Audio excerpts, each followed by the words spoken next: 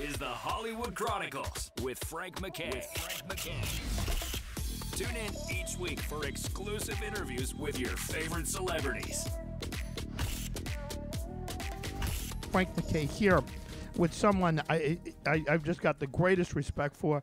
If you think back on how he's run his career and what he's done, if you added up his box office stats, they're just astronomical. He's voiced every animated film that Pixar has done. And if you go back on your own, guys, check out, just read up on Sal's Meat Market.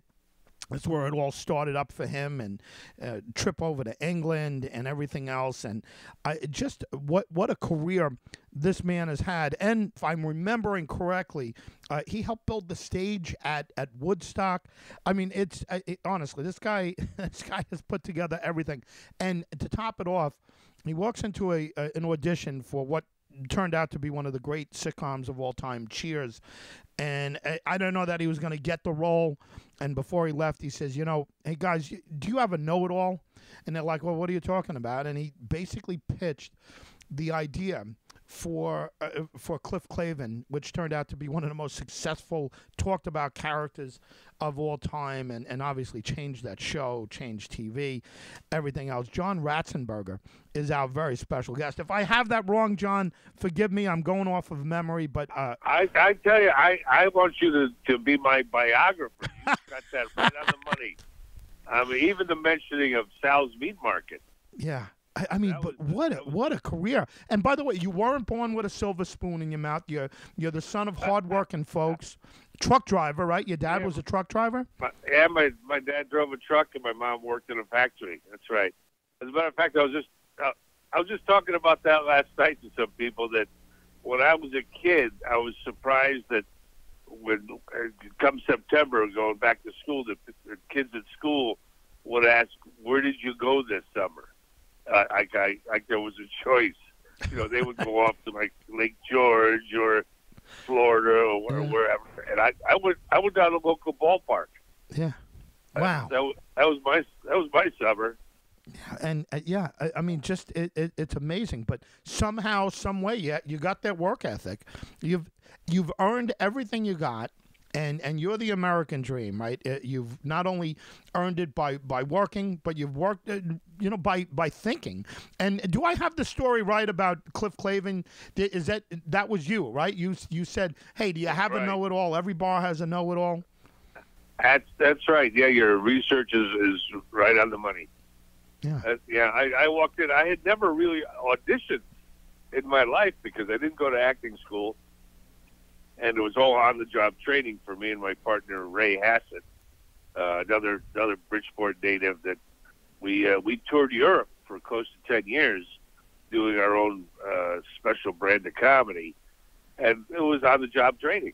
So when I finally got to Cheers, I didn't know what auditioning was about. So I did a bad job in what they wanted me to audition with. And it was literally halfway out the door. I turned and said just what you said. Hey, do you have a bar know-it-all? And then my life changed from there. Just amazing. By the way, Monsters Inc. Finally, we have a follow-up to it. We have a real follow-up, and so many people are junkies on the Pixar stuff, especially Monsters Inc. And we got Monsters at Work upon us, TV series streaming. Right. And tell us a little something about it, if you don't mind. Well, yeah, it's an offshoot of obviously Monsters Inc. and all of your favorite characters are back, plus more. And so I'm the Yeti working at the it's in a hardware store. But anyway, I don't want to give away too much, right? Because don't spoil.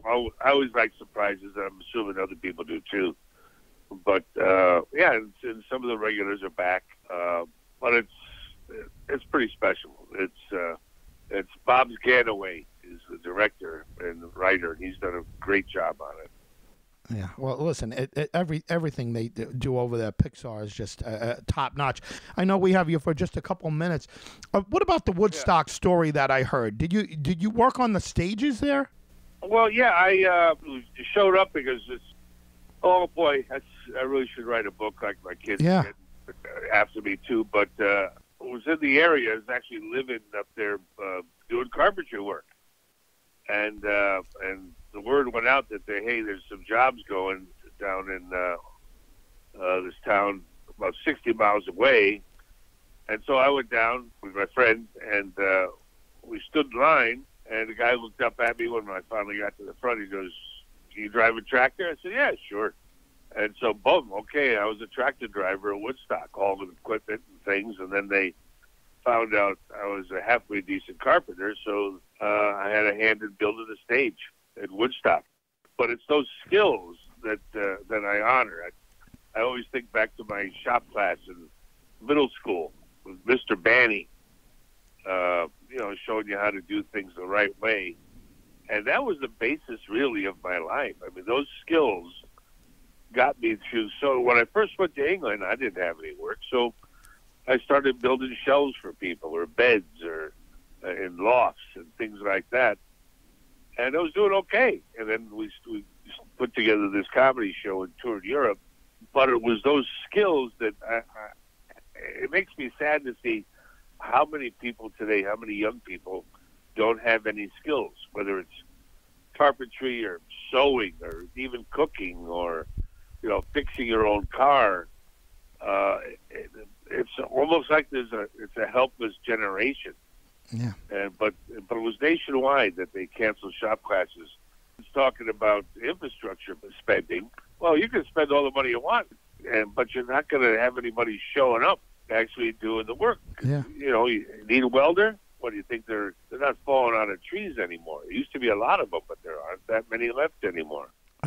Listen, you're absolutely right. We got to dedicate a whole show to that, but you're absolutely right about the shop classes, and it's just terrible. John, I know a lot of people are waiting to talk to you. Congratulations on everything. We'll be watching Monsters at Work. Do you have a website or a social media site you pay attention to? No, not really. All right. They could find you. You're easy enough to find on social media, and they could read all about you, and they should. John, thanks for being here. Congratulations on everything. All right, thank you. John Ratzenberger, and brother, I mean that sincerely. I love the stories. We celebrate success here. John Ratzenberger is a success story, and again, he's not the guy you would think of as being like this box office smash or whatever, but he is. He was in, I think, Empire Strikes Back, right? He was in that. He was in Gandhi. He was in 4 films that were nominated for Best Picture. Toy Story 3 was one. I can't think of what the other one was, but Gandhi was one, and that's the one who won. And it's a storybook career that he's had. So many people just say Cliff Clavin. Now, there's a lot more to his career than that. I could just imagine what he's amassed in earnings, and again, just he earned everything that he has, and just he worked his butt off, and he's thought it out. And think about that. His audition went poorly for Cheers, and instead of just like walking out and just all right, well, I'll get him next time, he just throws a Hail Mary and says, "Do you guys have a bar know-it-all?" And just think about that. Why not, right? What does he have to lose? There's no way he's getting the role. Whatever I don't know if it was Norm that he, I did a longer interview with him. I got to listen back to it, and we air it. At least once a year we try to air it in different spots, and because it's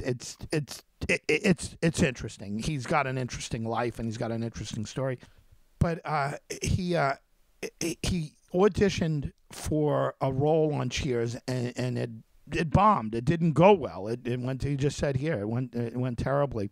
And instead of just giving up, he just figures, what the hell do I have to lose? And he throws it out there. Do you have a bar know-it-all? And he pitches the idea of Cliff Clavin. And you could see, you just see in his personality, he talks and he's got a lot of facts and whatever. And so he throws it out there. And I guess they make him a mailman later, and they figure that out later, and it just strikes gold. And he added so much. He and George Wendt as Norm, the couple of them added so much to Cheers, and imagine Cheers without those two, and what it would mean. And Cliff Clavin, it was an annoying character. There's know-it-all. He pitched it. The actor pitched the character. They didn't create that character, and then he read for it. He pitched it, and then they created it off of his idea. Just kudos to him, and then the rest of his life kind of played out the way it did. But John Ratzenberger has been our very special guest. Check him out. He's an interesting character. He's a fascinating character. I always cheer him on. I've always known his story, but thrilled after I got to speak to him the first time. It's what we do. I mean, we celebrate guys' careers. You'll hear me congratulate everybody on their careers. We're not looking to do gotcha stuff and, talk about people's personal lives or get into, by the way, he offered up some politics. If we had more time, I would have let him riff on politics. He likes to, and I certainly would have loved to hear what he had to say on all of that. And but again, in a short period of time, you can kind of get a gist of what John Ratzenberger is about. Frank MacKay signing off. We'll see you all next time. You've been listening to the Hollywood Chronicles with Frank MacKay. Tune in next week for more celebrity interviews with your favorite Hollywood stars.